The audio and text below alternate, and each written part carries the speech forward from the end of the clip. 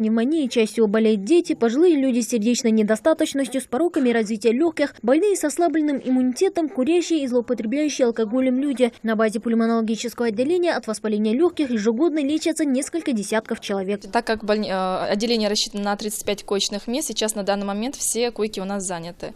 Половина из этих больных с пневмониями, в основном это женщины, так как иммунитет намного слабее, чем у мужчин, и пожилые люди старше 65 лет. При этом сохраняется и риск летального исхода от этой болезни. Среди причин смертности пневмония стоит на 4-м месте после заболеваний сердца, сосудов, опухолей, тяжелых травм и отравлений. Переходя от одной стадии к другой, этот недуг может постепенно поразить все легкое. И если его запустить, последствия могут быть далеко не утешительными. Если эту пневмонию вовремя не вылечить, может быть выпад плевральной полости. Это значит, что здесь будет набираться жидкость, в результате которой человеку станет еще хуже. Он будет задыхаться, так как легкое будет у нас поджиматься из-за наличия воздуха в плевральной полости. Между тем, любители народной медицины активно пропагандируют в интернете лечение пневмонии в домашних условиях. Целебные свойства некоторых овощей, фруктов, различного рода компрессы и травы вполне могут заменить и комплексное лечение в больничных условиях, уверены они.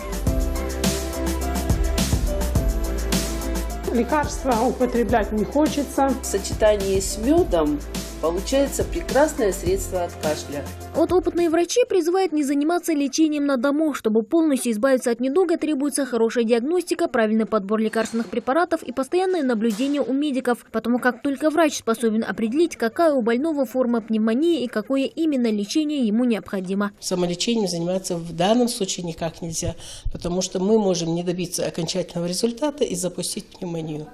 И в течение долгого времени потом она становится устойчива ко всем этим антибиотикам, не поддается лечению, и, конечно, могут любые другие побочные эти заболевания подключиться к этому на фоне ослабленного организма. Лихорадка, слабость, боль в грудной клетке, одышка и кашель – эти симптомы присущи не только простуде и гриппу, но и пневмонии, а потому при малейшем подозрении на недуг стоит немедля обратиться к медикам. Повседневной заботы и отсутствие времени на визит к врачу, халатному отношению к собственному здоровью вовсе не оправдание. Мадина Пугоева, Майрбек Миржоев, Новости 24.